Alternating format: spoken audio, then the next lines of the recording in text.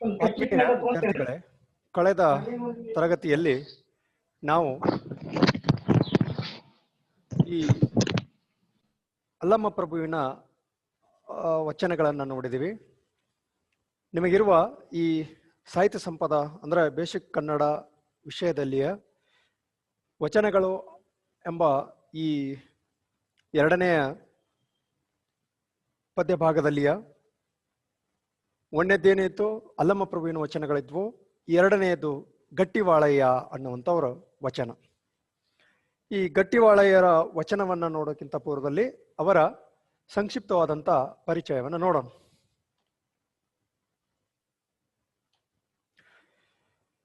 ಗಟ್ಟಿವಾಳಯ್ಯ ಈತನ ಕಾಲ 1160 ಅನ್ನುವಂಥದ್ದು. 12ನೇ ಶತಮಾನದ ವಚನಕಾರ ಹಾಗೂ ಶರಣ. ಮುದ್ದಣ್ಣ ಇವನ ಪೂರ್ವ ನಾಮಧೇಯ. ಈತನ ಪೂರ್ವ ಹೆಸರು ಏನಾಗಿತ್ತು ಅಂದ್ರೆ ಮೊದಲ ಹೆಸರು ಏನಾಗಿತ್ತು ಅಂದ್ರೆ ಮುದ್ದಣ್ಣ ಅನ್ನುವಂಥದ್ದು ಇವರ ಮೊದಲ ಹೆಸರಾಗಿತ್ತು. ಶಿವಾನುಭವ ಸಾರುವ ಕೀರ್ತನೆಗೆ ಇವನ ಕಾಯಕ. ಶಿವಾನುಭವ ಸಾರುವಂತ ಈ ನರ್ತನೆಯನ್ನು ಮಾಡುವಂಥದ್ದು ಈತನ ಕಾಯಕ ಆಗಿತ್ತು. ಶಿವಾನುಭವ ಸಾರುವಂತ ನರ್ತನವೇ ಈತನ ಕಾಯಕ. ಕಪಟಿಗಳು ಇವನ ಸದಾಚಾರ ಪ್ರಭಾವದಿಂದಾಗಿ ನೈಜ ಜಂಗಮರಾದದ್ದು ಇವನ ವೈಶಿಷ್ಟ್ಯ. ಬಸವಣ್ಣನವರ ಒಂದು ಕಾಲಘಟ್ಟದಲ್ಲಿ ನೋಡೋದಾದ್ರೆ ಹಲವಾರು ಶರಣರು ನಂತರದಲ್ಲಿ ಆದಂಥವ್ರು ಶರಣರು ಅನ್ನುವಂಥದ್ದು. ಅವರು ಮೊದಲು ಬೇರೆ ಬೇರೆ ರೀತಿಯಾದಂಥ ವೃತ್ತಿಯನ್ನ ಮಾಡ್ತಾ ಇದ್ರು, ಕಾಯಕವನ್ನು ಕೈಗೊಳ್ತಾ ಇದ್ರು. ಅದೇ ತರ ಕಪಟಿಗಳು ಆಗಿರುವಂಥವ್ರು, ಕಳ್ಳತನ ಮಾಡ್ತಿರುವಂಥವ್ರು, ಸುಳ್ಳು ಹೇಳುವಂಥವ್ರು, ಇವರು ಕೂಡ ಏನಾಗಿದ್ರು ಅಂದ್ರೆ ಪೂರ್ವದಲ್ಲಿ ಈ ಶರಣರ ಪ್ರಭಾವದಿಂದಾಗಿ ಅವರು ಆ ಸದಾಚಾರದ ನಿಯಮವನ್ನು ಹೊಂದಿ ತಮ್ಮ ಬದುಕಿನ ಹಲವಾರು ಭಾವನೆಗಳನ್ನು ಬದಲಾವಣೆ ಮಾಡಿಕೊಂಡು ತಮ್ಮ ಬದುಕಿನ ಹಲವು ಕಾರ್ಯಗಳನ್ನ ಕೆಟ್ಟ ಕಾರ್ಯಗಳನ್ನ ಬಿಟ್ಟು ಅವರು ಸದಾಚಾರದ ಒಂದು ಪ್ರಭಾವದಿಂದಾಗಿ ಏನಾಗ್ತಾರೆ ಅಂದ್ರೆ ನಿಜವಾದ ಜಂಗಮರಾಗ್ತಾರೆ. ಡಾಂಬಿಕತೆ ಇರುವಂತ ಎಷ್ಟೋ ಜನರು ನಂತರದಲ್ಲಿ ಜಂಗಮರಾಗುವಂಥದ್ದು, ನೈಜ ಜಂಗಮರಾಗಿರುವಂಥದ್ದು ಉದಾಹರಣೆಗಳಿವೆ. ಅದೇ ತರ ಈ ಗಟ್ಟಿವಾಳಯ್ಯರವರ ಒಂದು ಪ್ರಭಾವದಿಂದ, ಇವರ ಸದಾಚಾರದ ಪ್ರಭಾವದಿಂದಾಗಿ ಕಪಟಿಗಳೆಲ್ಲ ಏನಾಗ್ಬಿಟ್ರು ಅಂದ್ರೆ ನೈಜ ಜಂಗಮರಾದದ್ದು ಒಂದು ವೈಶಿಷ್ಟ್ಯ ಅನ್ನುವಂಥ ವಿಚಾರವನ್ನು ನಾವು ಇಲ್ಲಿ ಅರಿತುಕೊಳ್ಬೇಕಾಗ್ತದೆ. ಮದ್ದಳೆ ಬಾರಿಸುತ್ತಾ ನರ್ತಿಸುವಾಗಲೇ ಕೊನೆಯಸರು ಹೇಳಿದ್ರು. ಮೊದಲೇ ಹೇಳಿದ್ರು ಇವರು ಶಿವಾನುಭವ ಸಾರುವಂತ ನರ್ತನ ಮಾಡುವಂತವ್ರು ಆಗಿದ್ರು. ಇವ್ರ ಕಾಯಕ ಅದಾಗಿತ್ತು. ಮದ್ದಳೆಯನ್ನು ಬಾರಿಸುತ್ತಾ ಇರ್ಬೇಕಾದ್ರೆ ಅವರು ನರ್ತಿಸ್ಬೇಕಾದ್ರೇನೆ ಕೊನೆಯಸರು ಹೇಳಿದ್ರು. ಇವರ ವಚನಗಳನ್ನ ನೋಡೋದಾದ್ರೆ ಡಾಂಬಿಕ ಭಕ್ತರ ನಡವಳಿಕೆಗಳೆಲ್ಲ ವ್ಯರ್ಥವೆನ್ನುತ್ತಾರೆ. ಸುಮ್ಮನೆ ಡಾಂಬಿಕತ ಮಾಡೋದು ಅದು ಶ್ರೇಷ್ಠವಾಗಿರುವಂಥದ್ದಲ್ಲ. ಆತ ನಿಜ ಭಕ್ತ ಅನ್ನಿಸ್ಕೊಳಕ್ ಸಾಧ್ಯ ಇಲ್ಲ ಅನ್ನುವಂಥ ವಿಚಾರ ಇವರ ಹಲವಾರು ವಚನಗಳಲ್ಲಿ ಕೂಡ ಕಂಡು ಬರ್ತವೆ. ವೇಷಧಾರಿಗಳೆಲ್ಲರೂ ಭಕ್ತರಾಗಲು ಸಾಧ್ಯವಿಲ್ಲ. ಏನೋ ಕೊರಳಲ್ಲಿ ಲಿಂಗವನ್ನು ಧರಿಸುವಂಥದ್ದು, ಹಣೆ ಮೇಲೆ ವಿಭೂತಿಯನ್ನು ಧರಿಸುವಂಥದ್ದು, ಅಥವಾ ಕಾವಿಯನ್ನ ಹಾಕುವಂಥದ್ದು, ಇವು ಎಲ್ಲವನ್ನು ಹಾಕೊಂಡು ವೇಷಗಳನ್ನು ಧರಿಸಿಕೊಂಡು ಒಬ್ಬ ಆಂತರಿಕ ಭಾವನೆಗಳು ಕೆಟ್ಟದಾಗಿಟ್ಕೊಂಡು ಮೇಲೆ ಸದಾಚಾರಿ ಅನ್ನೋ ರೀತಿ ಒಳಗ ನಡವಳಿಕೆ ಮಾಡ್ತಿರುವಂತ ಹಲವಾರು ಡಾಂಬಿಕರ ನಡವಳಿಕೆಗಳಲ್ಲಿ ಅವರು ಆ ತರ ಡಾಂಬಿಕತೆಯ ಭಕ್ತವನ್ನ ವ್ಯಕ್ತಪಡಿಸುವಂಥದ್ದು ಏನಿದೆಯಲ್ಲ ಅದು ವ್ಯರ್ಥ ಅನ್ನುವಂಥ ವಿಚಾರವನ್ನು ಇಲ್ಲಿ ಹೇಳ್ತಾರೆ. ವೇಷಧಾರಿಗಳೆಲ್ಲರೂ ಭಕ್ತರಾಗಲು ಸಾಧ್ಯವಿಲ್ಲ. ಶರಣರ ಗುಂಪಿನಲ್ಲಿ ಅವರು ಸೇರಲು ಅರ್ಹರಲ್ಲವೆಂದು ಹೇಳುತ್ತಾನೆ. ಇವರು ವೇಷಧಾರಿಗಳು ಭಕ್ತರಾಗಕ್ಕೆ ಸಾಧ್ಯನೇ ಇಲ್ಲ. ಆದ್ರೆ ಈ ಶರಣರ ಗುಂಪಿನೊಳಗೂ ಅವ್ರು ಸೇರ್ಕೊಂಡು ಅವರು ಭಕ್ತರಾಗಕ್ಕ ಸಾಧ್ಯ ಇಲ್ಲ ಅನ್ನುವಂಥ ವಿಚಾರ, ಅರ್ಹರೇ ಅಲ್ಲ ಅವರು ಅನ್ನುವಂಥ ವಿಚಾರವನ್ನು ಕೂಡ ಅಲ್ಲಿ ಹೇಳ್ತಾನೆ. ಗುರುಲಿಂಗ ಜಂಗಮ ಕಲ್ಪನೆಗೆ ಹೊಸ ಆಯಾಮವನ್ನು ನೀಡುವ ಮತ್ತು ಹೊಸ ವ್ಯಾಖ್ಯಾನ ನೀಡುವ ಇವರ ಧೈರ್ಯ ಪ್ರಶಂಸನೀಯ. ಗುರುಲಿಂಗ ಜಂಗಮ ಅನ್ನುವಂಥ ಈ ಶರಣರ ಕಾನ್ಸೆಪ್ಟ್ ಏನಿದೆಯಲ್ಲ, ವಚನ ಸಾಹಿತ್ಯದಲ್ಲಿ ಬಹಳ ಒಲವನ್ನು ತೋರುವಂತದ್ದು ಇದು. ಈ ಕಲ್ಪನೆಗೆ ಗುರು ಲಿಂಗ ಜಂಗಮ ಅನ್ನುವಂಥದ್ದು, ಯಾರು ಗುರು, ಯಾರು ಲಿಂಗ, ಯಾರು ಜಂಗಮ ಅನ್ನುವಂಥ ಒಂದು ಪರಿಕಲ್ಪನೆಯ ಆಯಾಮಗಳನ್ನ ಏನ್ ನೀಡಿದ್ದಾರಲ್ಲ, ಅಲ್ಲಿ ಹೊಸ ವ್ಯಾಖ್ಯಾನವನ್ನು ನೀಡಿರುವಂಥವ್ರು ಯಾರು ಅಂದ್ರೆ ಇವರು ಈ ಗಟ್ಟಿವಾಳಯ್ಯನವರ ವಚನದಲ್ಲಿ ನಾವು ಕಾಣ್ತೀವಿ ಅನ್ನುವಂಥ ವಿಚಾರ. ಅಂದ್ರೆ ಅದು ಶರಣರ ಒಂದು ವೈಶಿಷ್ಟ್ಯ ಕೂಡ ಅದಾಗಿದೆ ಅನ್ನುವಂಥದ್ದು. ಯಾವುದು ಗುರು ಲಿಂಗ ಜಂಗಮ ಅನ್ನುವಂಥದ್ದು ಏನಿದೆ ಅಲ್ಲ, ಕಲ್ಪನೆ ಪಾರಂಪರಿಕವಾಗಿ ಬಂದಿರುವಂಥದ್ದು, ಅದನ್ನ ಬೇರೆ ಆಯಾಮದೊಳಗ ಹೊಸ ರೀತಿಯಾದಂತ ಒಂದು ರೀತಿ ಒಳಗ ವ್ಯಾಖ್ಯಾನ ನೀಡುವಂತ ಧೈರ್ಯ ಈ ಗಟ್ಟಿವಾಳೆಯವರು ಮಾಡಿದ್ರು. ಇಷ್ಟು ಇವರ ಸಂಕ್ಷಿಪ್ತವಾದಂತ ಒಂದು ಪರಿಚಯವನ್ನ ನಾವು ನೋಡ್ತೇವೆ. ಈ ತರ ಮೊದಲ ಹೆಸರೇನಾಗಿತ್ತು ಅಂದ್ರೆ ಮುದ್ದಣ್ಣ ಅನ್ನುವಂಥದ್ದು. ಈತ ಕಪಟಿಗಳ ಏನ್ ಮಾಡ್ತಾರೆ, ಇವರ ಒಂದು ಸದಾಚಾರದ ಪ್ರಭಾವದಿಂದಾಗಿ ನೈಜ ಜಂಗಮರಾಗ್ತಾರೆ ಅನ್ನುವಂಥದ್ದು. ಇವರು ಬಸವಣ್ಣನವರ ವಚನಗಳ ಹಾಗೆ ಡಾಂಬಿಕ ಭಕ್ತರ ಮತ್ತು ನಡವಳಿಕೆಯಲ್ಲಿ ಸರಿಯಾದ ಕ್ರಮವನ್ನು ಕಂಡುಕೊಳ್ಳದೆ ಇರುವಂತವ್ರು ಏನಾಗ್ಬಿಟ್ಟಿದ್ದಾರೆ ಅಂದ್ರೆ ಅವ್ರು ಮಾಡ್ತಿರುವಂತ ಭಕ್ತಿ ವ್ಯರ್ಥ ಅನ್ನುವಂತ ವಿಚಾರವನ್ನು ಇಟ್ಕೊಂಡು ಹಲವಾರು ವಚನಗಳನ್ನು ಹೇಳಿದ್ದಾರೆ. ಇಷ್ಟು ಇವರ ಒಂದು ಸಂಕ್ಷಿಪ್ತವಾದಂತ ಪರಿಚಯ. ಅಷ್ಟಲ್ಲದೆ ಗುರು ಲಿಂಗ ಜಂಗಮ ಅನ್ನುವಂತ ಈ ಕಲ್ಪನೆಗೆ ಹೊಸವಾದಂತ ಆಯಾಮವನ್ನು ನೀಡುವಲ್ಲಿ ಮತ್ತು ಹೊಸ ವ್ಯಾಖ್ಯಾನ ನೀಡುವಲ್ಲಿ ಇವರು ಧೈರ್ಯ ತೋರಿರುವಂತದ್ದು ಒಂದು ಪ್ರಶಂಸನೀಯ ಅನ್ನುವಂತ ವಿಚಾರವನ್ನು ಕೂಡ ನಾವಿಲ್ಲಿ ಕಂಡುಕೊಂಡ್ವಿ. ಇಷ್ಟು ಇವರ ಒಂದು ಸಂಕ್ಷಿಪ್ತವಾದಂತ ಪರಿಚಯ. ಇಲ್ಲಿ ಇವರು ವಚನದ ವೈಶಿಷ್ಟ್ಯತೆ ಏನು ಅಥವಾ ವಚನದ ಆಶಯಗಳೇನು ಅನ್ನುವಂಥದ್ದನ್ನು ನೋಡೋದಾದ್ರೆ, ಉತ್ತಮರ ಸ್ನೇಹ ಹಿತವಾದದ್ದು. ಉತ್ತಮರ ಸ್ನೇಹ ಅನ್ನುವಂಥದ್ದು ಏನಿದೆ, ಹಿತವಾದದ್ದು ಹೇಳ್ತಾರೆ ನೋಡು. ವಚನದಲ್ಲಿ ಯಾವುದು ಸರ್ವಜ್ಞನ ತ್ರಿಪದಿಯಲ್ಲಿ ನಾವು ಕಾಣ್ತೀವಿ. ಉತ್ತಮರ ಸ್ನೇಹ ಅನ್ನುವಂಥದ್ದು ಹೇಗಿರುತ್ತೆ, ಕೆಟ್ಟವರ ಸ್ನೇಹ ಅನ್ನುವಂಥದ್ದು ಹೇಗಿರುತ್ತೆ, ಅಲ್ಲಿ ಜೇನಿಗೆ ಮತ್ತು ಬೊಚ್ಚಲ ನೀರಿಗೆ ಹೋಲಿಕೆ ಮಾಡಿ ಹೇಳ್ತಾರೆ. ಯಾವುದು ಉತ್ತಮರ ಸ್ನೇಹ ಹೆಂಗಿರ್ತತಿ, ಜೇನಿದ್ದಂಗಿರ್ತತಿ. ಕೆಟ್ಟವ್ರದ ಸ್ನೇಹ ಹೇಗಿರ್ತತಿ, ಬಚ್ಚಲ ರೊಜ್ಜಿ ಇದ್ದಾಗಿರ್ತತಿ ಅನ್ನುವಂಥದ್ದು. ಆ ರೀತಿ ಒಂದು ಸ್ನೇಹದ ಪ್ರತೀಕತೆಯನ್ನ ತಿಳಿಸಿಕೊಡುವಂತ ಹಲವಾರು ಸರ್ವಜ್ಞನ ವಚನಗಳು ಕೂಡ ಸಾಂದರ್ಭಿಕವಾಗಿ ನಾವು ಕಂಡ್ಕೋಬಹುದು. ಈ ರೀತಿ ಉತ್ತಮರ ಸ್ನೇಹ ಹಿತವಾದದ್ದು, ಪರಸ್ಪರ ಸಂಬಂಧಗಳು ರಾಗದ್ವೇಷ ರಹಿತವಾದದ್ದು. ಪರಸ್ಪರ ಸಂಬಂಧಗಳೇನಿದಾವಲ್ಲ ಇದು ರಾಗ ದ್ವೇಷ ರಹಿತವಾದದ್ದು. ನಿಯಮಗಳ ಇಕ್ಕಟ್ಟಿನಿಂದ ಮಧುರ ಬಾಂಧವ್ಯಗಳು ಮುಖ್ಯ. ನಿಯಮಗಳ ಇಕ್ಕಟ್ಟಿಗಿಂತ ಮಧುರವಾಗಿರುವಂತ ಬಾಂಧವ್ಯಗಳು ಬಹಳ ಮುಖ್ಯ ಆಗ್ತವೆ. ನಾವು ಹಾಕೊಂಡಿರುವಂತ ನಿಯಮಗಳು ಅವುಗಳಕ್ಕಿಂತಲೂ ಮಧುರವಾಗಿರುವಂತ ಈ ಬಾಂಧವ್ಯ ಇದಾವಲ್ಲ ಅವು ಬಹಳ ಮುಖ್ಯ ಆಗ್ತವೆ ಅನ್ನೋಂಥದ್ದು. ನಿಯಮಗಳಿರ್ಬೇಕು ಮನುಷ್ಯನಿಗೆ, ಆದ್ರೆ ಆ ನಿಯಮಗಳು ಇಕ್ಕಟ್ಟನ್ನು ತರುವಂಥದ್ದು ಇರಬಾರ್ದು. ಉದಾಹರಣೆಗೆ ಹೇಳೋದಂದ್ರೆ, ಉಪವಾಸ ಮಾಡಬೇಕು ಅನ್ನುವಂಥದ್ದು ಒಂದು ನಿಯಮ ಇದೆ. ಆದ್ರೆ ಆತ ಹೊಟ್ಟೆ ಹಸಿವಿಟ್ಕೊಂಡು ಉಪವಾಸ ಮಾಡುವಂಥದ್ದಲ್ಲ. ಅವನಿಗೆ ಉಪವಾಸದ ಅಂದ್ರೆ ಹಸಿವೆ ಅನಿಸ್ಬಾರ್ದು. ಆ ಒಂದು ಭಕ್ತಿಯ ಪ್ರವೇಶ ಇತ್ತು ಅಂದ್ರೆ. ಆ ತರ ಇಲ್ಲಲ್ಲ, ಮನ್ಸಿಗೆ ಬಂದಂಗ ಉಪವಾಸ ಅಂದ್ರೆ ಏನು ವಾರದ 4 ದಿನ ಉಪವಾಸ ಇರುವಂತವ್ರು ನೋಡ್ತೀವಿ. ಚೆನ್ನಾಗಿ ಆಹಾರ ತಗೊಂಡು ಸುಮ್ಮನೆ ಉಪವಾಸ ಮಾಡಿ ಅನ್ನೋಂಥವ್ರನ್ನ ಕೂಡ ನೋಡ್ತೀವಿ. ಆ ತರ ಇವರು ಇಕ್ಕಟ್ಟಿನ ಒಂದು ಭಾವನೆ ಬೇಡ ಅಂತ ಹೇಳ್ತಾರೆ. ನಿಯಮಗಳ ವ್ರತಗಳಿದ್ದಾವಲ್ಲ ಅವನನ್ನ ಪಾಲಿಸ್ಬೇಕು. ಪ್ರೀತಿಯ ದ್ಯೋತಕವಾಗಿರ್ಬೇಕಾವು, ಒಂದು ಇಕ್ಕಟ್ಟು ಅಥವಾ ಕಟ್ಟು ಬಂಧದಿಂದ ಇರಬಾರ್ದು ಅಂತ ಉದಾಹರಣೆಗಳನ್ನು ಸಾಕಷ್ಟು ಕೊಡ್ತಾ ಹೋಗ್ತಾರೆ. ಮಧುರ ಬಾಂಧವ್ಯಗಳು ಮುಖ್ಯ. ಈ ಬಾಂಧವ್ಯ ಅನ್ನುವಂಥದ್ದು ಏನಿದಾವಲ್ಲ ಅವು ಮಧುರವಾಗಿರುವಂಥವು ಇರಬೇಕು, ಅವು ಮುಖ್ಯವಾಗಿರ್ತಾವೆ. ನಮಗ ಈ ಕಠೋರವಾಗಿರುವಂತಹ ಏನು ಪಾಲಿಸಬೇಕಾಗಿರುವಂತಹ ನಿಯಮಗಳಕ್ಕಿಂತಲೂ ಈ ಮಧುರವಾದಂತಹ ಬಾಂಧವ್ಯಗಳು ಮುಖ್ಯ ಆಗ್ತವೆ. ನಡೆನುಡಿ ಪ್ರಮಾಣಬದ್ಧವಾಗಿರುವುದೇ ಜೀವನ. ನಡೆನುಡಿ ಪ್ರಮಾಣಬದ್ಧವಾಗಿರ್ಬೇಕು. ನಾವು ಏನ್ ಹೇಳ್ತೀವಿ ಆ ತರ ನಡ್ಕೋಬೇಕಷ್ಟೇ. ನಾವು ಹೇಗೆ ನಡ್ಕೊಳ್ತೀವಿ ಆ ತರ ನುಡಿಬೇಕು. ಹೇಳೋದೊಂದು ನಡೆಯೋದೊಂದು ಆದ್ರೆ ಅದು ಪ್ರಮಾಣಬದ್ಧವಾದಂತಹ ಬದುಕು ಆಗಿರೋದಿಲ್ಲ. ಅವರ ವಿಚಾರಗಳನ್ನ ಈ ವಚನಗಳಲ್ಲಿ ಹೇಳ್ತಾ ಹೋಗ್ತಾರೆ. ಇವರ ವಚನ 1ನೇ ವಚನದೊಳಗೆ ಏನ್ ಹೇಳ್ತಾರ ಅಂದ್ರೆ, ಇರುವ ಕೈದಿಂಗೆ ದಯಧರ್ಮದ ಮೊನೆ ಉಂಟೆ, ಕಾಳೋರಗಣ ದಾಡೆಯಲ್ಲಿ ಅಮೃತದ ಸುದೆಯುಂಟೆ, ಕೂಟವ ಕೂಡಿ ಸಮಯನೊಂದಲ್ಲಿ ಅಜಾತನ ಬಲ್ಲರೆ, ಎನಗೆ ನಿಮ್ಮೊಳಗಿನ್ನೇತರ ಮಾತು, ವೇಷಧಾರಿಗಳೆಲ್ಲ ನಿಮ್ಮ ಕೂಟಕ್ಕೆ ಹೊರಗು, ಚಿಕ್ಕಯ್ಯ ಪ್ರಿಯ ಸಿದ್ಧಲಿಂಗ ಇಲ್ಲ ಇಲ್ಲ ಎಂದೆ. ಇಲ್ಲಿ ಗಮನಿಸಬೇಕು, ಇರುವ ಕೈದಿಂಗೆ ದಯಧರ್ಮದ ಮೊನೆ ಉಂಟೆ. ಇರುವಂತ ಏನು ಇರುತ್ತದಲ್ಲ ಅಂದ್ರೆ ತಿವಿಯುವಂಥದ್ದು, ಕತ್ತರಿಸುವಂಥದ್ದು, ಕೊಲ್ಲುವಂತ ಒಂದು ಆಯುಧ ಇದೆಯಲ್ಲ ಅದನ್ನ ಹೇಳ್ತಾರೆ ಅಲ್ಲಿ. ಇರುವ ಕೈದಿಂಗೆ, ಕೈದು ಅಂದ್ರೆ ಆಯುಧ ಅನ್ನುವಂಥದ್ದು.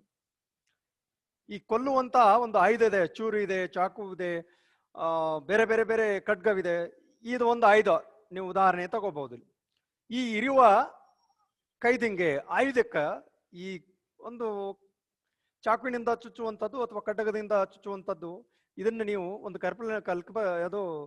ಪರಿಕಲ್ಪನೆಯಾಗಿ ಇಟ್ಕೊಂಡ್ರೆ ಅದಕ್ಕ ಧರ್ಮದ ದಯಧರ್ಮದ ಮೊನೆ ಉಂಟೆ ಅಂತ ಹೇಳ್ತಾರೆ. ಇಲ್ಲಿ ಇರುವ ಕೈದಿಂಗೆ ಒಂದು ಚಾಕು ಇದೆ, ಒಂದು ಖಡ್ಗವಿದೆ, ಅದಕ್ಕ ದಯಧರ್ಮದ ಮೊನೆ ಉಂಟೆ. ಆ ಮೊನೆ ಅಂದ್ರೆ ಚೂಪಾಗಿರುವಂಥದ್ದು, ತೀಕ್ಷ್ಣವಾಗಿರುವಂಥದ್ದು, ಅಥವಾ ಇನ್ನೊಂದು ಅರ್ಥದ ಧೈರ್ಯ ಅಂತ ಹೇಳ್ತಾರೆ ಅನ್ನೋಂಥದ್ದು. ಆ ಖಡ್ಗದ ತುದಿಗೆ ದಯಧರ್ಮದ ಅದ್ರದ್ದು ದಯಧರ್ಮದ ಬಗ್ಗೆ ಏನಾದ್ರೂ ಅದು ಬಲ್ಲದ್ದು ಏನು ಗೊತ್ತಿದೆ ಏನದಕ್ಕೆ? ಇರುವ ಕೈದಂಗೆ ದಯಧರ್ಮದ ಮೊನೆ ಉಂಟೆ. ಕೊಲ್ಲುವಂತ ಆ ಆಯುಧಕ್ಕ ದಯೆ, ಧರ್ಮ, ಕರುಣೆ, ಪ್ರೀತಿ, ವಾತ್ಸಲ್ಯ, ದುಃಖ, ದುಮ್ಮಾನ ಇವೆಲ್ಲವುಗಳ ಗೊತ್ತೇನು ಅನ್ನುವಂತ ಪ್ರಶ್ನೆ ಇಲ್ಲಿ ಹಾಕ್ತಾರೆ. ಅದಕ್ಕೇನು ಖಡ್ಗಕ್ಕ ಅಥವಾ ಚಾಕುಕ್ಕ ಚುಚ್ಚೋದೊಂದೇ ಗೊತ್ತು, ಕೊಲೆ ಮಾಡೋದೊಂದೇ ಗೊತ್ತು, ಅದನ್ನ ಬಿಟ್ರೆ ಬೇರೆ ಏನೂ ಇಲ್ಲ ಅನ್ನುವಂಥದ್ದನ್ನು ಅದನ್ನ ಹೇಳ್ತಾರ ಅವರು. ಇರುವ ಕೈದಿಂಗೆ ದಯಧರ್ಮದ ಮೊನೆ ಉಂಟೆ. ಅದೇನು ಚಾಕುನೋ ಅಥವಾ ಖಡ್ಗದ ತುದಿಗೆ ದಯಾಧರ್ಮ ಅನ್ನುವಂಥದ್ದು ಏನಾದ್ರು ಇದೆಯೇನ? ಇವ್ರನ್ನ ಕೊಲ್ಲಬೇಕು, ಇವ್ರನ್ನ ಕೊಲ್ಲಬಾರ್ದು, ಇವ್ರನ್ನಷ್ಟ ಕೊಲ್ತೀನಿ, ಇವ್ರನ್ನಷ್ಟೇ ಬಿಡ್ತೀನಿ ಅನ್ನುವಂಥದ್ದು ಏನಾದ್ರು ಆ ದಯಾಧರ್ಮದ ಮೊನೆ ಇದೆ ಏನು ಅಂತ ಹೇಳಿ ಇಲ್ಲಿ ಹೇಳ್ತಾರೆ. ಅದು ಒಳ್ಳೆಯವ್ರನ್ನ ಉಳಿಸೋದು, ಕೆಟ್ಟವ್ರನ್ನ ಮಾತ್ರ ಕೊಲ್ತತನ ಇಲ್ಲ. ಅದು ಒಂದು ಆಯುಧ, ಎಲ್ಲರನ್ನು ಕೊಲ್ತಾ ಹೋಗ್ತತಿ, ಎಲ್ಲರನ್ನು ಸಂಹಾರ ಮಾಡ್ತಾ ಹೋಗ್ತತಿ. ಅದಕ್ಕೆ ಹೇಳ್ತಾರೆ ಅದಕ್ಕೆ ದಯಾಧರ್ಮದ ಮೊನೆನೇ ಇಲ್ಲ. ದಯಾಧರ್ಮ ಅನ್ನುವಂಥದ್ದು ಗೊತ್ತಿಲ್ಲ ಅದಕ್ಕೆ. ನಾವು ಅದನ್ನ ಯಾವ್ದಕ್ಕೆ ಬಳಕೆ ಮಾಡ್ಕೊಳ್ತೀವೋ ಆ ರೀತಿ ಬಳಕೆ ಆಗ್ತದ. ಅದು ನಾವು ಯಾವ್ದಕ್ಕ ಬಳಕೆ ಮಾಡ್ಕೊಳ್ತೀವೋ ಅದು ಅದಕ್ಕ ಬಳಕೆ ಆಗತ್ತೆ. ಓಕೆ, ಹೇಳ್ತೀನಿ ಅದೇನು ಅನ್ನೋದು ಹೇಳ್ತೀನಿ, ಚಿಕ್ಕಯ್ಯ ಪ್ರಿಯ ಏನು ಅನ್ನೋದು ಹೇಳ್ತೀನಿ, ಸರಿನಾ? ಅಂದ್ರೆ ಇರುವ ಕೈದಿಂಗೆ ದಯಧರ್ಮದ ಮೊನೆ ಉಂಟೆ. ಇರುವಂತ ಈ ಕೈದಿಗೆ ಹೌದಾ ಹರಿಯುವಂಥದ್ದು, ಕೊಲ್ಲುವಂತ ಒಂದು ಆಯುಧ ಇದೆ ಅಲ್ಲ, ಅದಕ್ಕೆ ದಯಧರ್ಮದ ಮೊನೆ ಇರೋದಿಲ್ಲ. ಐತೇನು ಅದಕ್ಕೆ ಪ್ರಶ್ನೆ ಮಾಡ್ತಾರ ಅವರು. ನಾವು ಐತ ತನ್ನಕ್ ಬರೋದಿಲ್ಲ ಇಲ್ಲಿ. ಯಾಕಂದ್ರ ಈ ಚಾಕು ಇದೆ ಅಂದ್ರೆ ಅದನ್ನ ಕಟ್ ಮಾಡುವಂಥದ್ದೇ ಕೆಲಸ, ಖಡ್ಗದೆ ಅಂದ್ರೆ ಸಂಹಾರ ಮಾಡುವಂಥದ್ದೇ ಕೆಲಸ. ನಾವು ಅದನ್ನ ಒಳ್ಳೇದಕ್ಕ ಸರಿ ಮಾಡ್ಕೋಬಹುದು, ಕೆಟ್ಟದಕ್ಕೂ ಅದನ್ನ ಉಪಯೋಗಿಸಬಹುದು. ಆದ್ರೆ ಅದಕ್ಕ ದಯ ಧರ್ಮ ಅನ್ನುವಂಥದ್ದೇನು ಇಲ್ಲ. ಕಾಳೋರಗನ ದಾಡೆಯಲ್ಲಿ ಅಮೃತದ ಸುದೆ ಉಂಟೆ. ಕಾಳಿಂಗ ಸರ್ಪ ಅಂತ ಹೇಳ್ತೀವಲ್ಲ, ಕಾಳೋ ಉರಗ, ಹೌದಾ? ಈ ಕಾಳಿಂಗ ಸರ್ಪದಲ್ಲಿ ಅಥವಾ ಒಂದು ದೊಡ್ಡದಾದಂತ ಉರಗನ ದಾಡೆಯಲ್ಲಿ, ಒಂದು ಹಾವಿನ ದವಡೆಯಲ್ಲಿ ಅಮೃತದ ಸುದೆ ಉಂಟೆ. ಹಾವಿನ ಬಾಯಲ್ಲಿ ಅಥವಾ ಹಾವಿನ ಹಲ್ಲಿನಲ್ಲಿ, ಆ ದವಡೆಯಲ್ಲಿ ಅಮೃತದ ಸುದೆ ಐತೇನು ಅಂತ ಕೇಳ್ತಾರ ಅವರು. ಅಮೃತದ ಸುದೆ ಇಲ್ಲ, ಅಲ್ಲಿ ವಿಷದ ಸುದೆ ಇದೆ ಅನ್ನುವಂಥದ್ದು. ವಿಷ, ಅದು ಕಚ್ಚಿದ್ರೆ ಸಾಕು ಸಾಯುವಂತ ವಿಷ ಇದೆ. ಅಲ್ಲಿ ಆ ದವಡೆಯಲ್ಲಿ ಏನಿದೆ, ಆ ದೊಡ್ಡದಾಗಿರುವಂತ ಹಾವಿನ ದವಡೆಯೊಳಗ, ಕಾಳೋರಗನ ದವಡೆಯಲ್ಲಿ ಕಾಳಿಂಗದ ಸರ್ಪ ಅಂತ ಹೇಳ್ತೀವಿ ನೋಡಿ, ದೊಡ್ಡದಾಗಿರುವಂಥದ್ದು. ಅದ್ರೊಳಗೆ ಏನಾದ್ರೂ ಅಮೃತದ ಸುದೆ ಸಿಗಾಕ್ ಸಾಧ್ಯತ್ಯಾ? ಅಮೃತದ ಸವಿ ಸಿಗಾಕ್ ಸಾಧ್ಯತ್ಯಾ? ಇಲ್ಲ. ಅದರ ದವಡೆಯೊಳಗೆ ಏನಿದೆ ಅಂದ್ರೆ ವಿಷನೇ ಇದೆ ಹೇಳ್ತಾರ ಅಲ್ಲಿ. ಕೊಲ್ಲುವಂತ ಆಯುಧಕ್ಕ ದಯಧರ್ಮ ಅನ್ನುವಂಥದ್ದು ಐತೇನು? ಈ ಕಾಳಿಂಗ ಸರ್ಪ ಅಥವಾ ದೊಡ್ಡದಾಗಿರುವಂತ ಹಾವಿನ ದವಡೆಯಲ್ಲಿ ಅಮೃತದ ಸುದೆ ಐತೇನು, ಅಮೃತದ ಸವಿ ಇದೆಯೇನು ಅನ್ನುವಂಥದ್ದನ್ನ ಕೇಳ್ತಾರೆ. ಕೂಟವ ಕೂಡಿ ಸಮಯನೊಂದಲ್ಲಿ ಅಜಾತನ ಬಲ್ಲರೆ. ಕೂಟ ಅಂದ್ರೆ ಗುಂಪುಗಾರಿಕೆ ಅಂತ ಹೇಳ್ತೀವಲ್ಲ, ಕೂಡೋದು, ಸೇರೋದು ಅಂತ ಹೇಳ್ತೀವಲ್ಲ, ಆ ರೀತಿ ಬೆರೆಯೋದು. ಕೂಟವ ಕೂಡಿ ಸಮಯನೊಂದಲ್ಲಿ. ಸಮಯ ಅಂದ್ರೆ ಇಲ್ಲಿ ಎರಡು ರೀತಿಯಾದಂತ, ಒಂದು ಕುಲ ಅಥವಾ ಧರ್ಮ ಅನ್ನುವಂಥದ್ದನ್ನು ನಾವು ಇಲ್ಲಿ ಅರ್ಥ ಮಾಡ್ಕೋಬೇಕು. ಕಾಲ ಅನ್ನೋದಕ್ಕಿಂತಲೂ, ಹೌದಾ, ಟೈಮ್ ಅನ್ನೋಕ್ಕಿಂತಲೂ ನಾವಿಲ್ಲಿ ಇನ್ನೊಂದು ಬೇರೆ ಬೇರೆ ಅರ್ಥಗಳು ಬರುವಂಥದ್ದು. ಧರ್ಮ ಬರುತ್ತೆ, ಇನ್ನೊಂದು ಕುಲ ಅನ್ನೋವಂಥದ್ದು ಬರುತ್ತೆ. ಈಗ ಒಂದು ಸಮೂಹದೊಳಗೆ ಕೂಡ್ಕೊಂಡ್ಬಿಟ್ಟಿದ್ದೀವಿ. ಕೂಟವ ಅಂದ್ರೆ ಬೆರೆಯುವುದು, ಬೆರ್ತ್ ಬಿಟ್ಟಿದ್ದೀವಿ, ಬೆರ್ತ್ ಕೂಡಿದ್ದೀವಿ. ಅಲ್ಲಿ ಧರ್ಮ ಜಾತಿ ಅನ್ನುವಂಥದ್ರಲ್ಲಿ ಅಂದ್ರೆ ಅಜಾತನ ಬಲ್ಲರೆ. ಅಜಾತ ಅಂದ್ರೆ ಸಾವಿಲ್ಲದೆ ಇರುವಂಥವನು, ಶಿವ ಅನ್ನುವಂಥ ರೀತಿ ಒಳಗೆ, ಹೌದಾ? ಅಜಾತನನ್ನು ಬಲ್ಲಕ್ಕೆ ಸಾಧ್ಯ ಇದೆನಾ?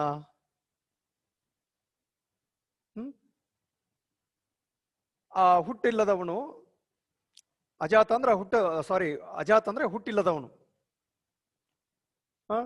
ಅಥವಾ ಶಿವ ಅನ್ನುವಂಥದ್ದನ್ನು, ಆತನನ್ನ ಬಲ್ಲಕ್ಕೆ ಸಾಧ್ಯ ಇದೆನಾ? ಆತನನ್ನ ಬಲ್ಲಕ್ಕೆ ಸಾಧ್ಯ ಇದೆನಾ? ಆತನನ್ನು ಬಲ್ಲಬಹುದಾ? ನಾವು ಅವನನ್ನ ಕಾಣಬಹುದಾ, ಅರಿತುಕೊಳ್ಬಹುದಾ? ಕೂಟವ ಕೂಡಿ ಸಮಯನೊಂದಲ್ಲಿ.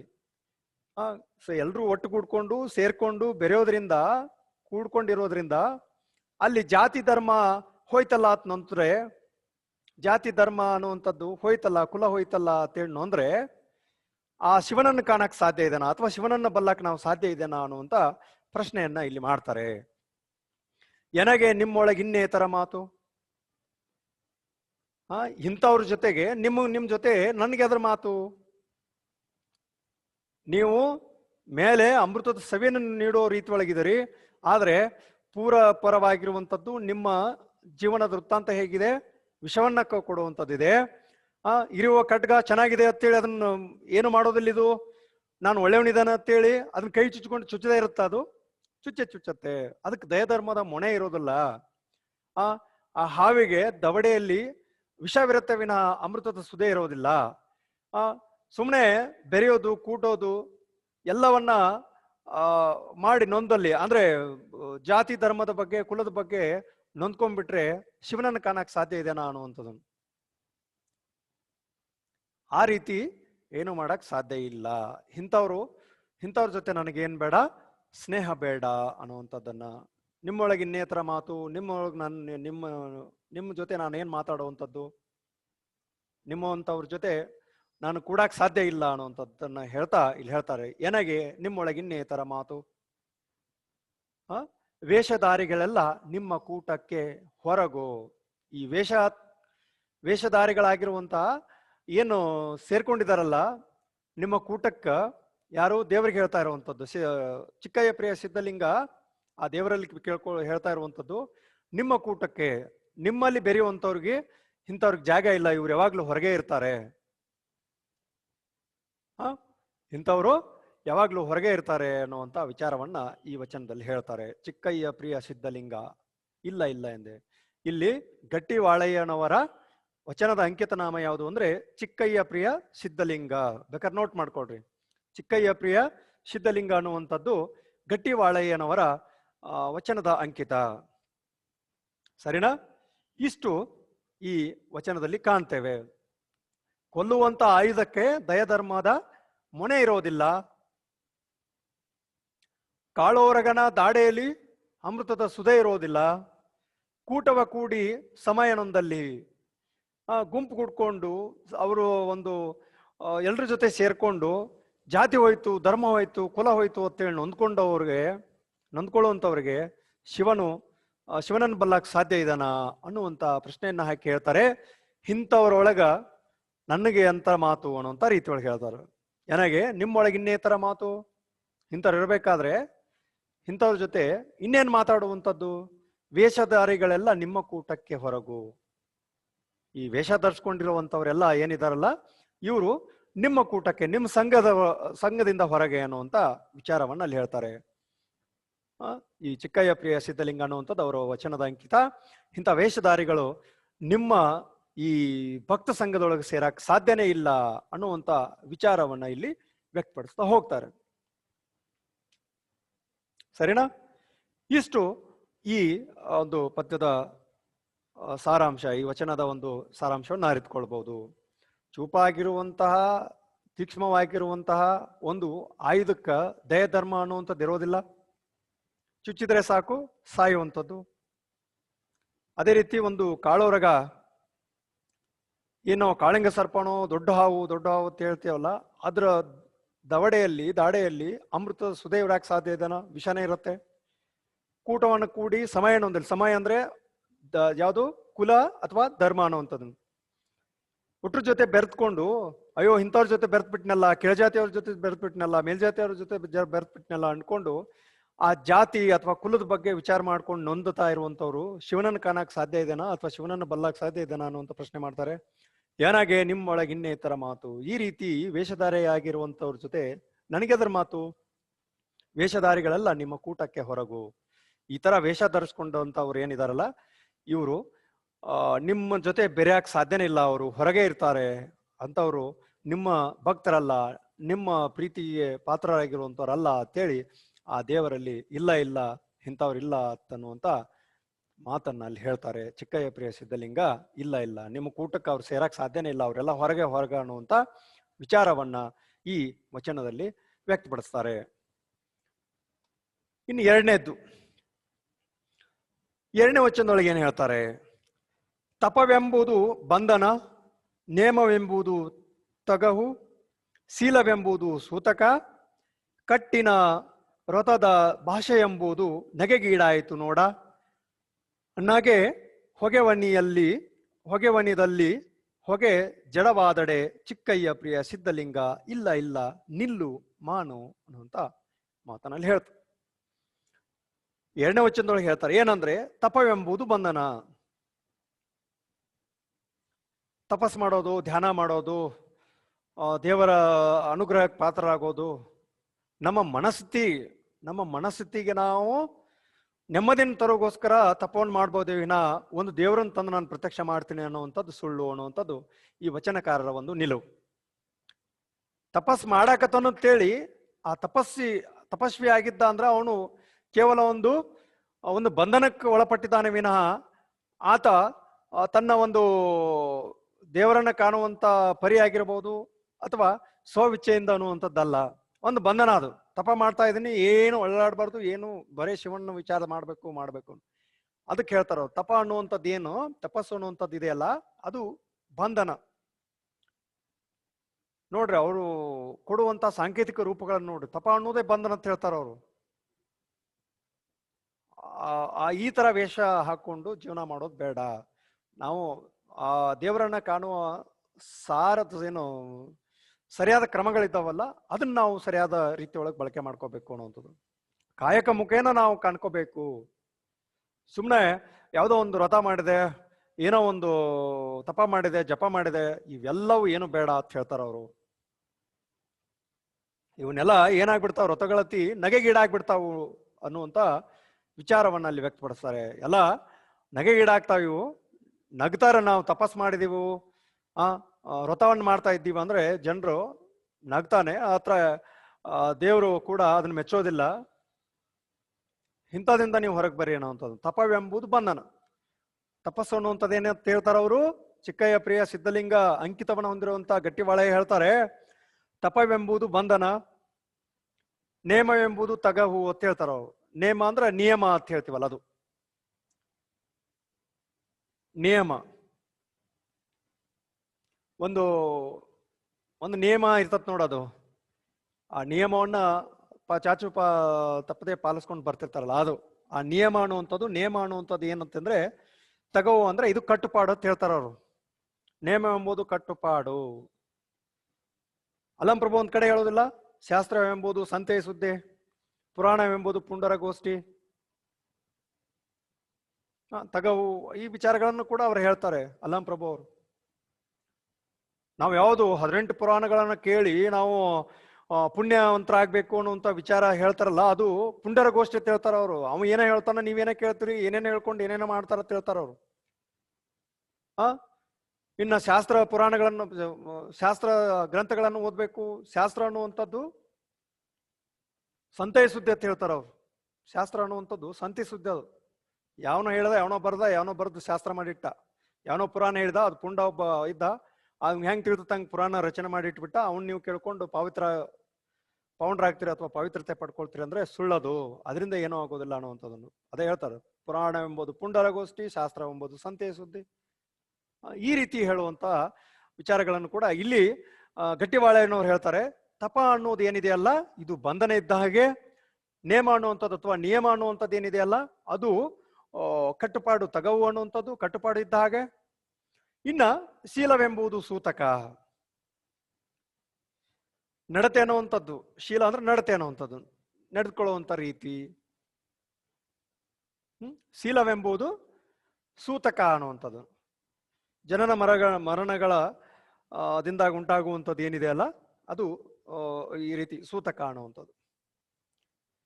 ಶೀಲ ಅನ್ನೋದು ಏನಂತ ಹೇಳ್ತಾರೆ ಅವರು, ಸೂತಕ ಅಂತ ಹೇಳ್ತಾರೆ.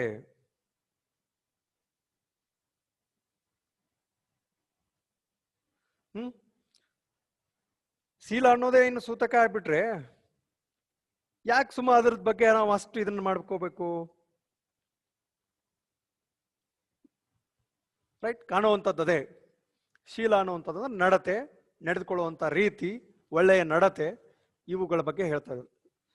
ಶೀಲ ಎಂಬುದು ಸೂತಕ, ಜನನ ಮರಣದಿಂದ ಉಂಟಾಗುವಂಥದ್ದು ಮೈಲಿಗೆಗೆ ಏನೋ ನಾವು ಸೂತಕ ಅಂತ ಕರಿತೀವಿ. ಏನು ಒಳ್ಳೆತನ ಬರೀ ಡಾಂಬಿಕತೆ ಬೇಡ ಅನ್ನೋವಂಥ ವಿಚಾರ ಇವರು ಅಷ್ಟೇ. ನಿಮ್ಮ ಆಂತರಿಕ ಭಾವನೆಗಳಿಗೆ ಧಕ್ಕೆ ಆಗದೆ ಹಾಗೆ ನೀವೇನು ನಡ್ಕೊಂಡು ಹೋಗ್ತಾ ಇರ್ತೀರಲ್ಲ, ಅದು ನಿಜವಾದ ನಡತೆ. ಇದು ಸುಮ್ಮನೆ ಬಾಹ್ಯವಾಗಿ ಹೊರಗಿನವ್ರಿಗೆ ಗೊತ್ತಾಗ್ಲಿ ನಾನು ಹಿಂಗಿದನ್ನೇ, ಹಿಂಗೆ ನಡೀತಾ ಇದೆ, ನಂದು ಹಿಂಗಿದೆ ಅಂತ ವಿಚಾರ ಮಾಡೋದಿದೆ ಅಲ್ಲ, ಅದು ಕೇವಲ ಒಂದು ಡಾಂಬಿಕತೆಯ ವಿಚಾರ ಅನ್ನುವಂಥ ಭಾವವನ್ನ ಅಲ್ಲಿ ವ್ಯಕ್ತಪಡಿಸ್ತಾರೆ.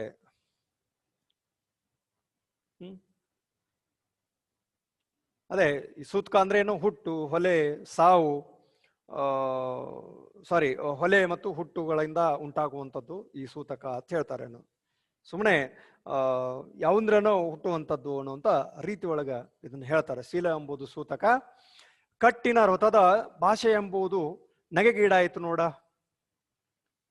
ಕಟ್ಟಿನ ವ್ರತ ಅಂದ್ರೆ ಕಠಿಣವಾದಂಥ ವ್ರತವನ್ನು ಮಾಡೋದು ಅಂತ ಹೇಳ್ತಾರೆ ನೋಡು. ಕಠಿಣವಾದಂಥ ವ್ರತ ಸುಮ್ಮನೆ ಹೇಳ್ತಿರ್ತಾರ, ಬೆಳಗ್ಗೆ ಎದ್ದು ಯಾರಿಗೂ ಕಾಣದೇ ಇರುವ ಹಾಗೆ ದೇವರನ್ನು ಕಾಣುವ ಅಂತ ಹೇಳ್ತಾರೆ. ಒಂದು ನಂಬಿಕೆ ಅದ ಅಷ್ಟೇ.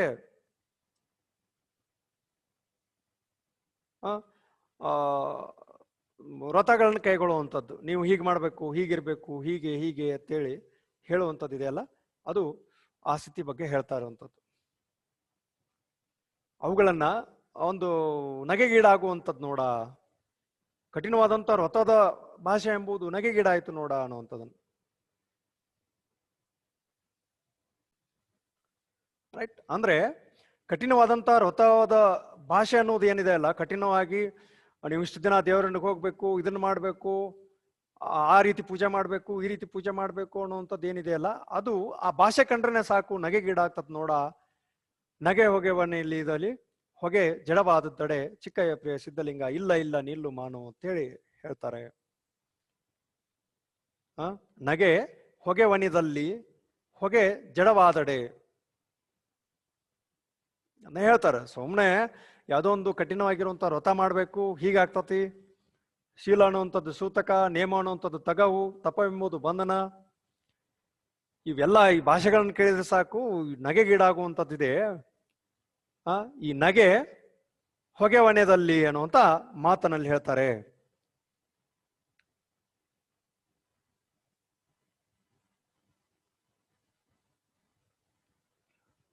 ಕಠಿಣ ಅಂದ್ರೆ ನಿರ್ಬಂಧ ಹಾಕೊಂಡಿರುವಂಥದ್ದು. ಕಠಿಣ ವ್ರತ ಅಂದ್ರೆ ನಿರ್ಬಂಧ ಹಾಕೊಂಡಿರುವಂಥದ್ದು. ಹೀಗೆ ಮಾಡ್ಬೇಕು, ಹೀಗೆ ಇರ್ಬೇಕು ಹೇಳ್ತಿರ್ತಾರೆ ನೋಡಿ. ಈ ಸಮಯಕ್ಕೆ ಒಳ್ಳೆ ಗಳಿಗೆ ಇದೆ, ಇನ್ನೊಂದು ಸಮಯಕ್ಕೆ ಕೆಟ್ಟ ಗಳಿಗಿದೆ. ಎಲ್ಲವೂ ಕೂಡ ಒಂದು ನಿಯಮ ಅಷ್ಟೇ. ಆ ನಿಯಮ ಅನ್ನುವಂಥದ್ದೇನು ಕಟ್ಟುಪಾಡು, ಅವ್ ಹೇಳ್ತಾನ ನಾವು ಮಾಡ್ಬೇಕಷ್ಟೇ, ಅದನ್ನ ಬಿಟ್ರೆ ಬೇರೆ ಏನಿಲ್ಲ ಅನ್ನೋಂಥ ವಿಚಾರವನ್ನ ಈ 2ನೆಯ ವಚನದಲ್ಲಿ ಹೇಳ್ತಾರೆ.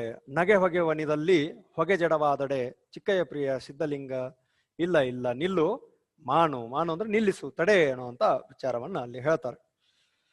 ಮುಂದೆ 3ನೇ ವಚನದಲ್ಲಿ ಏನ್ ಹೇಳ್ತಾರೆ ಅಂದ್ರೆ ಹೇಗಿರ್ಬೇಕು ಅನ್ನುವಂಥದ್ದನ್ನು. ಹೇಗಿರ್ಬೇಕು, ಲಿಂಗ ಗುರು ಲಿಂಗ ಜಂಗಮದ ಬಗ್ಗೆ ಹೇಳಿದ್ನಲ್ಲ, ಅವು ಹೇಗಿರ್ಬೇಕು ಅನ್ನೋ. ತನುವ ಮೆರೆಯಬೇಕೆಂದು ಗುರುವ ತೋರಿ, ಮಣವ ಮೆರೆಯಬೇಕೆಂದು ಲಿಂಗವ ತೋರಿ, ಧನವ ಮೆರೆಯಬೇಕೆಂದು ಜಂಗಮ ತೋರಿ, ಲೇಸ ಮರೆತು ಕಷ್ಟಕ್ಕೆ ಕಡಿದಾಡುವ ಭಾಷೆಹೀನರ ಕಂಡು ನಾಚಿಕೆಯಾಯಿತು ಚಿಕ್ಕಯ್ಯ ಪ್ರಿಯ ಸಿದ್ಧಲಿಂಗ, ಇಲ್ಲ ಇಲ್ಲ ಎಂದೆ. ತನು ಅಂದ್ರೆ ದೇಹ ಅನ್ನುವಂಥದ್ದು. ತನು ಮರಿಬೇಕೆಂದು ಏನ್ ಮಾಡಿದೀವಿ, ಗುರುವಿನ ತೋರಿದ್ವಿ ಅನ್ನೋದು. ನಮ್ಮ ಈ ಶರೀರದ ಒಂದು ತನು ಅಂತ ಹೇಳ್ತೀವಲ್ಲ, ಇದನ್ನ ಮರಿಬೇಕಾಗಿ ಏನ್ ಮಾಡಿದೀವಿ ನಾವು, ಗುರುವಿನ ಒಂದು ಜ್ಞಾನದಲ್ಲಿ ತೊಡಗಿಕೊಳ್ಳುವಂಥದ್ದು, ಗುರುವಿನ ತೋರುವಂಥದ್ದು. ಇನ್ನು ಮನವ ಮರೆಯಬೇಕೆಂದು ಲಿಂಗವ ತೋರಿ, ಮನವ ಅಂದ್ರೆ ಮನಸ್ಸು ಮರಿಬೇಕಂತೇಳಿ ಲಿಂಗವನ್ನ ತೋರಿ. ಧನವ ಮರೆಯಬೇಕೆಂದು ಜಂಗಮವ ತೋರಿ, ಧನವ ಮರಿಬೇಕು ಅನ್ನುವಂಥದ್ದು ಜಂಗಮವ ತೋರಿ. ಲೇಸ ಮರೆತು ಕಷ್ಟಕ್ಕೆ ಕಡಿದಾಡುವ, ಹೌದಾ, ಲೇಸ್ ಮರೆತು ಕಷ್ಟಕ್ಕೆ ಕಡಿದಾಡುವಂತಹ ಏನು ಈ ಸ್ಥಿತಿ ಇದೆ ಅಲ್ಲ, ಅಂತ ಭಾಷೆಹೀನರ ಕಂಡು ನಾಚಿಕೆ ಆಯಿತು ಚಿಕ್ಕಯ್ಯ ಪ್ರಿಯ ಸಿದ್ಧಲಿಂಗ, ಇಲ್ಲ ಇಲ್ಲ ಎಂದೆ ಅನ್ನುವಂಥ ವಿಚಾರವನ್ನು ಕೂಡ ಅಲ್ಲಿ ಹೇಳ್ತಾರೆ. ಲಿಂಗವನ್ನು ತೋರುವಂಥದ್ದು ಯಾವುದು, ಮನ ಬರಿಬೇಕಂತೇಳಿ ಲಿಂಗವನ್ನು ತೋರಿದಿವಿ. ತನು ಮರಿಬೇಕು, ದೇಹವನ್ನು ಮರಿಬೇಕು ಅಂತೇಳಿ ಗುರುವಿನ ಕಾಣ್ತಾ ಮೊರೆ ಹೋಗಿದೀವಿ ಅನ್ನುವಂಥದ್ದು. ಇನ್ನ ಧನವ ಮರಿಬೇಕೆಂದು ಜಂಗಮವ ತೋರಿ, ಆ ಸ್ಥಿತಿಗಳ ಬಗ್ಗೆ ಹೇಳುವಂಥದ್ದು. ಹೌದಾ? ಏನು ಧನವನ್ನು ಮರೆಯುವ ಸಂಬಂಧ ಏನ್ ಮಾಡ್ತಾ ಇದ್ದೀವಿ ನಾವು? ಮರೆಯಬೇಕೆಂದು ಜಂಗಮವನ್ನು ತೋರ್ತಾ ಇದ್ದೀವಿ. ಹೌದಾ? ಇಲ್ಲಿ ಜಂಗಮ ಅನ್ನುವಂಥದ್ದು ಪದದ ಅರ್ಥ ಏನಾಗತ್ತೆ ಅಂದ್ರೆ ಲೋಕ ಸಂಚಾರಿ, ಚಲನೆಯುಳ್ಳದ್ದು, ವಿರಕ್ತ, ಚಲಿಸುವ, ಈ ರೀತಿ. ದನ ಇತ್ತಂದ್ರೆ ಒಂದ್ ಕಡೆ ನಿಂತ್ಕೊಂಡು ನೆಲೆ ನಿಂತ್ಕೊಂಡು ಆರಾಮ್ ಬದುಕನ್ನು ಕಟ್ಕೋಬಹುದು. ಆದ್ರೆ ಜಂಗಮವನ್ನು ತೋರಿ ಏನ್ ಮಾಡ್ಬೇಕಾಗ್ತತಿ? ಧನವನ್ನು ಮರಿಬೇಕಾಗ್ತತಿ. ನೆಲೆ ನಿಲ್ಲದೇನೆ ಒಂದು ಕಡೆ ನೆಲೆ ನಿಲ್ಲದ ಸ್ಥಿತಿ ಈ ಜಂಗಮ ತೋರುವಂಥದ್ದು. ಹೀಗಾಗಿ ಹೇಳ್ತಾರ ಅವರು, ಈ ತನುವನ್ನ ಮರಿಬೇಕಂತೇಳಿ ನಾವೇನ್ ಮಾಡ್ತೀವಿ? ಗುರುವಿನ ತೋರ್ತೀವಿ. ಮನವನ್ನ ಮರಿಬೇಕೆಂದು ನಾವೇನ್ ಮಾಡ್ತೀವಿ? ಲಿಂಗವನ್ನ ತೋರ್ತೀವಿ. ಧನವನ್ನ ಮರೆಯಬೇಕೆಂದು ನಾವು ಏನ್ ಮಾಡ್ತಾ ಇದ್ದೀವಿ? ಜಂಗಮವನ್ನು ತೋರ್ತಾ ಇದ್ದೀವಿ. ಲೇಸ ಮರೆತು ಕಷ್ಟಕ್ಕೆ ಕಡಿದಾಡುವ, ಹೌದಾ? ಲೇಸನ್ನ ಮರೆತು, ಒಳ್ಳೆಯದು ಸುಖ ಅನ್ನುವಂಥದ್ದನ್ನ ಮರೆತು ನಾವು ಕಷ್ಟಕ್ಕೆ ಕಡಿದಾಡುವಂತಹ ಈ ಭಾಷೆಹೀನರ ಕಂಡು ನಾಚಿಕೆ ಆಯ್ತು.